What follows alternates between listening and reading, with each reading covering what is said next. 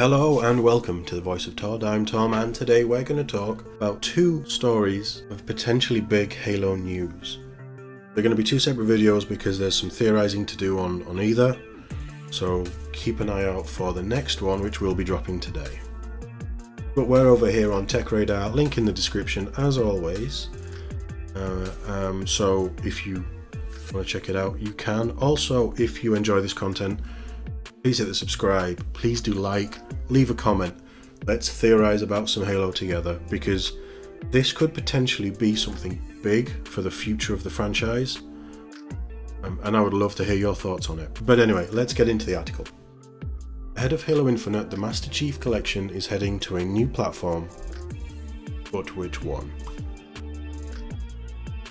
Halo Master Chief Collection, the collected works of developers Bungie and 343 Industries in the Halo canon, is set to come to a new platform, with speculation rife around a Nintendo Switch or even PS5 release. After the news was teased in a recent Halo Waypoint blog post, we will be going through some of the stuff on Halo Waypoint in the next few days as well. There's a lot to get through with the Inside Infinite for this month. That will be coming as well. I'm a little bit late on that, I do apologise. But let's carry on.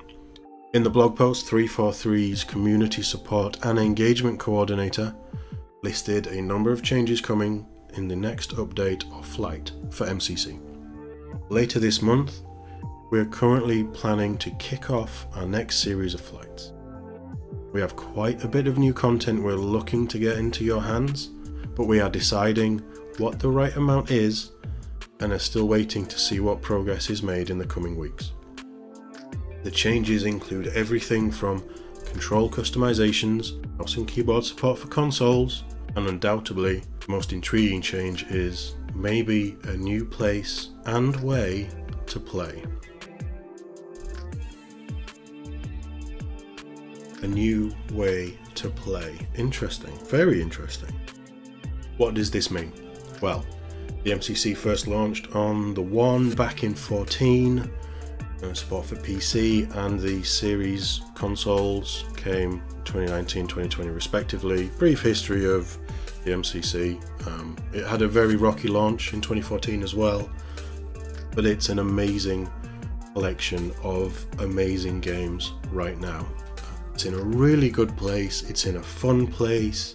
They're constantly adding new seasonal content every couple of months, I think it is. So they are making something out of this. Seasonal content is free. Some of the new stuff doesn't look great, I'll be perfectly honest. But it's free content, it's something that you can work towards. It gives you a reason to play not just the amazing campaigns or the amazing multiplayer, but every other part of it is included in there.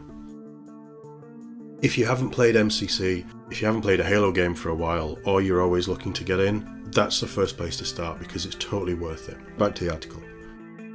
We also saw the Halo connection come to Microsoft's cloud gaming streaming service, which you can play it on Android devices. The teased news could refer to cloud gaming coming to iOS, and this bringing the MCC to a new place. But we'd be surprised for an individual title to break the news for such a big platform announcement. I agree.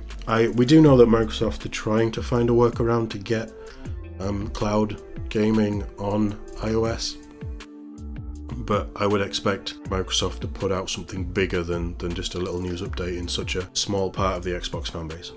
Possibly more likely is a move to Nintendo Switch. Microsoft was certainly in talks to bring Game Pass to Nintendo Switch at some point, even if nothing came of it in the end. However, bringing Microsoft's most iconic first-party franchise to the handheld Switch and Switch Lite consoles would certainly feel like a new way to play. Well, yeah. We can't promise the various remastered Halo games would look great on Switch's 720p screen, but it's always possible that we'll see a limited version of the MCC with the earlier Xbox and 360 games in the franchise. That being Halo, Halo 2, Halo 3 and ODST, which were largely played on HD screens anyway. Halo Infinite. Of course, it's impossible to talk about Halo in 2021 without citing Halo Infinite, the next mainline entry in the franchise, which was intended to be an Xbox Series X launch title, but was delayed to give the developers more time to work on the game. The last Inside Infinite, I think that's meant to say, update was in December 2020. That's not true, we did have a new one last week, revealing that the delayed Halo Infinite will now release in fall 2021, release window somewhere between September and November. My money's on November for the 20th anniversary. We expect there'll be more tidbits to come in the months ahead, possibly not a firm release date until we approach the second half of the year. I think that release date is coming out around E3 time, whatever form E3 takes. The delay was something of a disappointment to fans. It wouldn't be surprising to see Microsoft try to rustle up some goodwill in the months leading up to release. I'm not sure about that statement. The MCC coming to a new platform, especially the Nintendo Switch, would certainly give a new player base a chance to walk in Master Chief's bionic boots. I'm not sure about that statement either. And possibly incentivize them to think about buying a next-gen Xbox for Infinite 2. Do I think... I mean, they're leaning pretty hard on the Switch. I think it's safe to say that there will never be a Halo game on a Sony console. I also think it's safe to say that there will never be a Halo game on a Switch or a Nintendo console. I just don't see it.